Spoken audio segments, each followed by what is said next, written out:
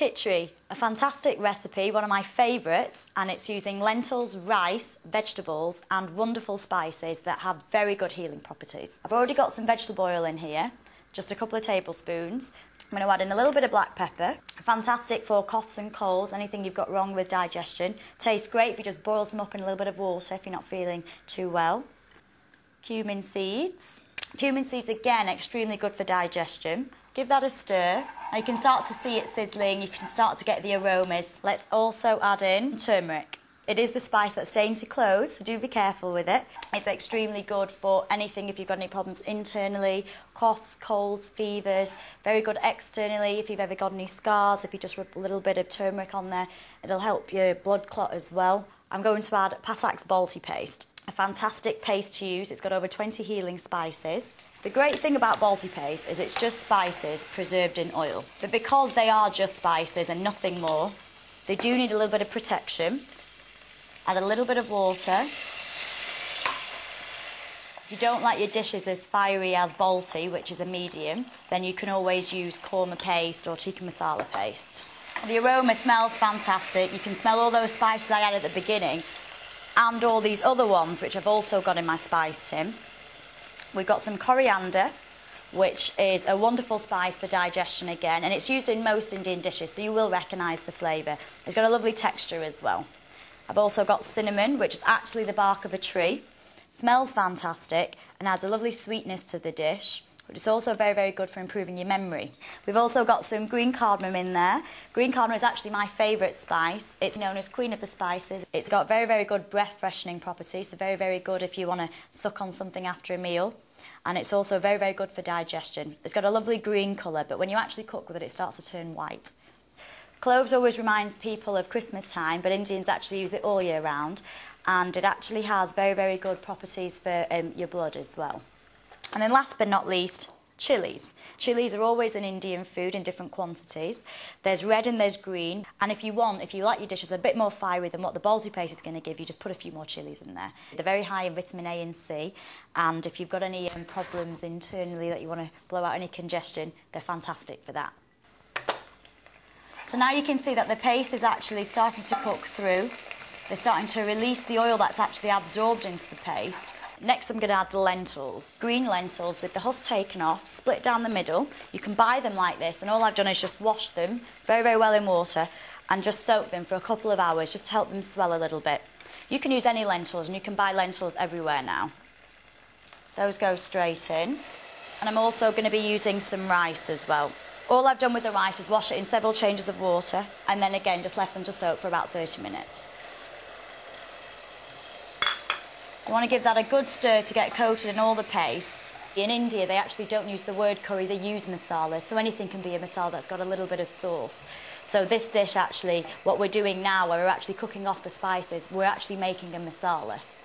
The great thing about using rice and lentils, especially in this particular dish, is that it's actually very, very high in protein, which is perfect for Indians, because a lot of Indians don't actually eat very much meat, and most of India is predominantly vegetarian, and so they get all of their sustenance that they need in just either a one-pot dish like this, or they'll actually have their rice separately, and they actually make like a lentil soup, which is a dal. We're ready to add in our next ingredient, which is actually going to put in our vitamins and minerals. We're adding in some leeks. Which is just one leek, roughly chopped. Leeks are great because it saves you adding onions, and it's a nice ingredient to add because it has a lovely vibrant green colour. The next thing I need to do is add in plenty of boiling water. You want enough to cover the grains and the lentils by about 5 centimetres. Now the great thing about this is because the water's already really hot, it's actually going to start bubbling pretty quickly, and so nothing's going to stick to your pan. I want to add in my potatoes now. I've just peeled these and just roughly chopped them. These are going to add in all the bulk into the dish, as well as obviously all the lentils are already in there. Just need to put the lid on. This needs to cook for a good 20 minutes. And I've already had one of these cooking away. This just reminds me of when I was young. My mum used to make this recipe for me, and actually her grandma gave her the recipe, and so one day I guess I'll make it for my children, but it's been passed down through our generations for years. The potatoes are breaking down, the lentils are starting to cook through, they're almost ready, the rice is actually almost cooked through. But let's just add in our next ingredient, and I want to add in a little bit of colour now. So So I'm going to add in some tomato. You can use cherry tomatoes. You don't even have to use tomato if it's not your favourite vegetable. Just roughly chop. And I'm also going to add in one of my favourite vegetables, which is spinach. Spinach is very, very high in iron. It looks like a lot, but it does break down. So just put in a handful at a time. If you don't like spinach, you can use rocket. You could even use any leftover vegetables like lettuce or cucumber. They will break down and go a little bit softer, but it actually tastes fantastic in this dish. Once all that spinach is in there and you've actually stirred it all the way through, you just need to pop the lid on there. Just leave it for a few more minutes just to cook down. This dish is very, very affordable, very nutritious.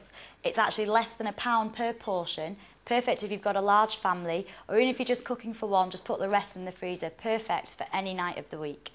Now this is going to be pretty much ready now. We just need to check the seasoning.